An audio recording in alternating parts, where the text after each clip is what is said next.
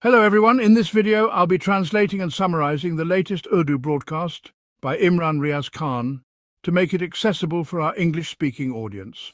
Let's go through the key developments and insights in Imran Riaz Khan's words. Let me first inform you that when Iran carried out a retaliatory attack on Israel, neither Israel, the United States, nor their allies expected Iran to respond in such a powerful way after suffering such heavy losses. According to the current reports, Iran has destroyed many Israeli buildings and targeted several civilian areas. An Israeli airbase was severely damaged by Iran, as well as Israel's Ministry of Defense headquarters. What one could call Israel's version of the Pentagon, located in Tel Aviv, was completely destroyed. While the destruction was being filmed and a Sky News reporter was covering it, he was asked to leave and told not to film. Israel even shut down the internet for a while to limit coverage of the devastation, but such destruction cannot be hidden in this modern age. Videos and images emerge from somewhere and they get out. So far, reports indicate that while Israeli casualties were minimal, Iran suffered heavy losses. Around 70 people were martyred in the initial Israeli strike. Since then, Israel has continued attacking, but Iran's retaliatory strike on Israel resulted in around 80 injuries and 5 Israeli deaths, including one woman. Now let's talk about what each side has gained or lost in this conflict.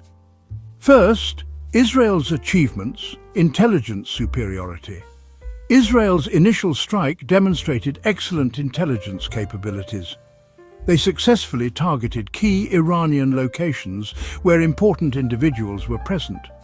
These people should have been secured due to the threat of war, but Israeli intelligence proved its superiority in this area.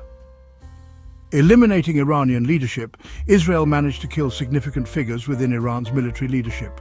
However, Iran quickly replaced them with alternate leaders who astonishingly came forward with strong resolve, acting as if nothing had happened, despite massive losses. Targeting Iranian scientists, Israel also targeted important Iranian scientists. This is a loss that cannot be easily compensated for. Human intellect is invaluable. One scientist can be more critical than 100,000 soldiers as they develop weapons that can defend against great powers. Still, Iran possesses many more scientists and a whole team that continues to work. Iran has claimed that despite the loss, they will move forward and will not retreat from their mission of becoming a nuclear power. Damaging nuclear facilities, Israeli attacks on Iran's nuclear sites were significant. While this damage is repairable, the attack has drawn international concern. Russia, China and other countries have stated that attacking nuclear facilities crosses a red line due to the risk of radiation and catastrophic consequences. Israel took a huge risk by doing this. Now, although Iran can repair the damage and return to its work, the big question is, will the war stop here? Currently, Israel is receiving increasing support from the West. While the general public and people everywhere are saying Israel was wrong to attack, Western governments and media are pushing a narrative that Iran is so dangerous that attacking it was necessary. Similar to the narratives used against Iraq, Libya, Afghanistan and Syria. Just like those cases, now a narrative is being built against Iran to justify attacks. But Iran has retaliated in a very serious way. The question now is whether the whole world will come together to attack Iran like they did with others in the past. But Iran is not like those countries. This time, many other global players are involved: Russia, China, Pakistan, and the Islamic bloc. It's not that the entire Muslim world is standing with Iran ready for war. Even if just a few Muslim countries supported Iran, that would make a difference. But they are not. If the world wants to attack Iran, they'll need bases in neighboring countries. But will Turkey, Saudi Arabia, or the UAE offer their bases for this? I don't think so. Even Iraq is already facing a civil war-like situation, and it would be very difficult for NATO forces to get involved in a war from that territory. Now let's talk about what Iran has achieved. Swift retaliation. Iran shocked the world by responding within 24 hours, which no one expected after such military, scientific and nuclear losses. Everyone thought Iran would take longer to respond, causing large-scale damage in Israel. For the first time, we've seen such devastation in Israel. Air bases, buildings, the Defense Ministry's office, economic hubs and other infrastructure have been hit hard. These are scenes we've previously only seen in Gaza after Israel dropped tens of thousands of tons of bombs. Over the past 2 years, Gaza has turned into rubble. Now, for the first time in history, similar scenes are being witnessed inside Israel. Breach of Israel's Iron Dome. Iran has shattered the myth that Israel's cities are untouchable or that the Iron Dome cannot be breached. Israel has spent billions on its Iron Dome air defense system, developed with America's help, fearing attacks from surrounding Muslim countries. But for the first time, Iran has breached it on a large scale. Yes, not all Iranian missiles or drones hit their targets. Some were intercepted, but many did hit, and that's unprecedented. Iran showed the world that Israeli cities can be attacked and the Iron Dome can be deceived and breached, spreading the war's intensity to Israel. Until now, the intensity of war remained in Muslim countries: Gaza, Iran, Lebanon, Syria. Now that intensity has reached Israeli cities.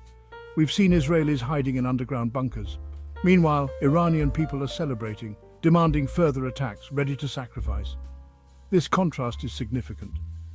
On the media front, international media portrays Iran as attacking Israeli civilians. One reason for this is that Israeli military installations are located close to civilian areas. So when those are attacked, civilian casualties also occur. In Iran too, civilians have been martyred. Yet, global media gives minimal coverage to Palestinian children's deaths. Tens of thousands of Palestinians have been killed in recent Israeli bombings. Daily, tons of explosives were dropped on Gaza. Earlier, Gaza used to get only small news coverage, but now it's making big headlines around the world.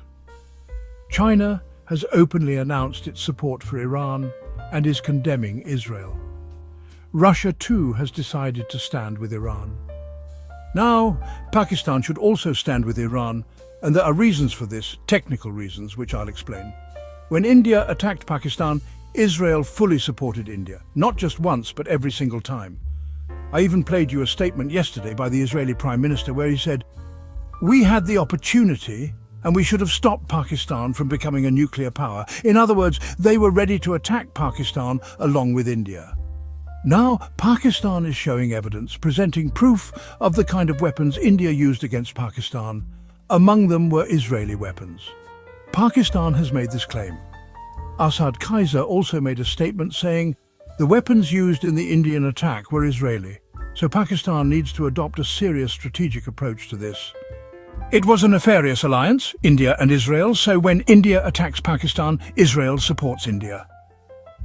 Now, if there's a war between Iran and Israel, then what's wrong with Pakistan supporting Iran? Nothing at all. Israel has always supported India against Pakistan. Now that Iran is attacking Israel or is in a conflict with Israel, Pakistan should support Iran. That's the fair course of action.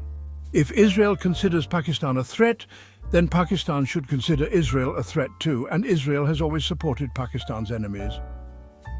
There is growing demand within Pakistan for this stance, but many people in Pakistan still support Israel, silently, but they do. Some people have spoken out. For example, Senator Mushtaq criticized Jordan for not stopping Israeli weapons in its airspace while stopping Iranian ones. He called this a double standard. Then there's journalist Ahmed Quraishi, who is reportedly close to Pakistan's military establishment and is said to have visited Israel. He's considered pro-Israel and has a different perspective.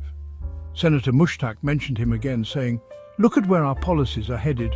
People close to the military establishment are praising Jordan's air force for shooting down Iranian drones and missiles." He even said Jordan has every right to do this and called Iranians murderers who tried to drag Jordan into civil war since 1979. These are the kinds of people we have. Ahmed Quraishi, who visited Israel, is saying these things. This shows that such people exist in Pakistan. Many are now blaming Imran Khan, even though he's in jail. I see this as madness. The touts and the journalists close to political parties like PDM, they're all obsessed. They're blaming Imran Khan for everything, saying, "Why hasn't he tweeted from jail?" Brother, let him meet someone first. Only then can a tweet come out. I've told you this 10 times. If you want Imran Khan's position on anything, just allow someone to meet him. When a man is locked up, no one is allowed to meet him. How can you expect him to issue statements? And as for condemning Israel, Imran Khan has done it more than anyone. More than the Zardari and Sharif families combined. He's done it from jail, repeatedly, and paid a price for it. His record is clear. He said, "I will never recognize Israel until Palestinians get their rights." He cited Quaid-e-Azam and said, "How will I answer to Allah if I do this while Palestinians are being oppressed?" At the UN, Imran Khan called Gaza the world's largest open-air prison. He exposed what Israel was doing, and yet today they call him a Jewish agent. Look at Khawaja Asif. I have his statement right here. In the United States, he says, "We are liberal, open-minded, we work with Jews and Christians alike." But when he returns to Pakistan, the same Khawaja Asif calls Imran Khan a Jewish agent. Can you believe this hypocrisy?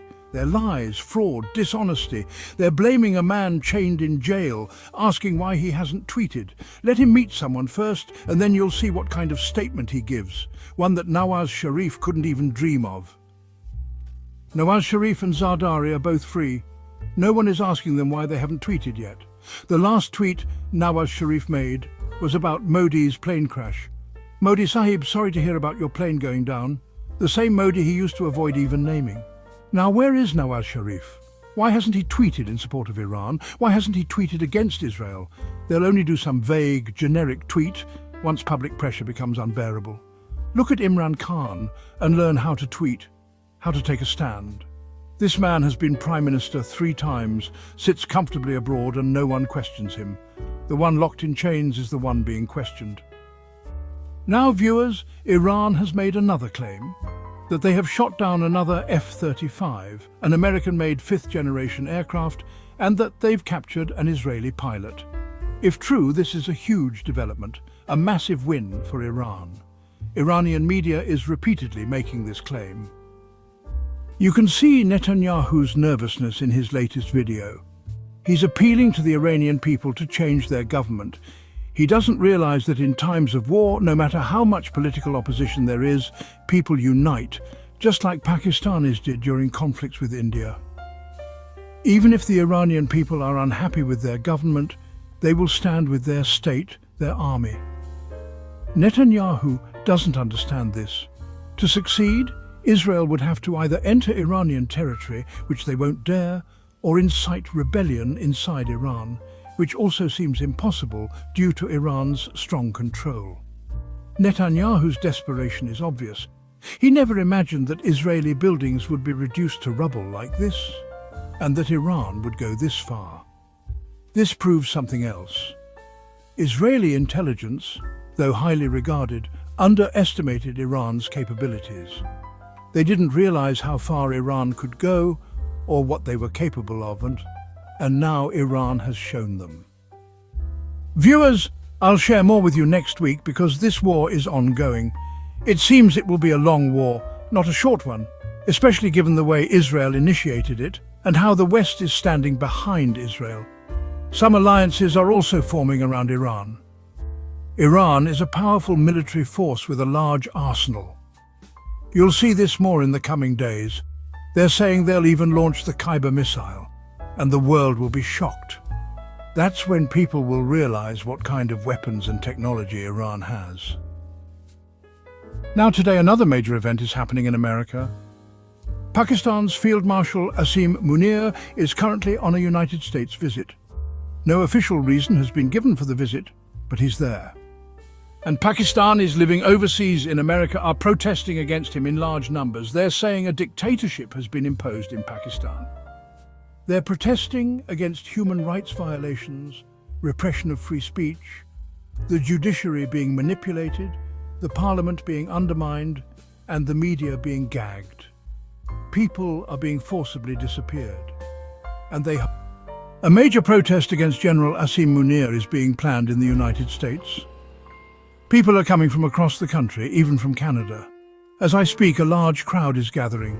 We'll have to see how successful this protest is and what impact it has. If despite all efforts by Pakistani intelligence, embassies and the government to stop it, the protest still happens, it could become a major embarrassment for the army chief. That wraps up our translation of Imran Riaz Khan's video. I hope this English version helped you understand his message better. Please like, share and subscribe to Awami Lens to help our community grow. Don't forget to leave a comment below and let me know what you thought of this effort.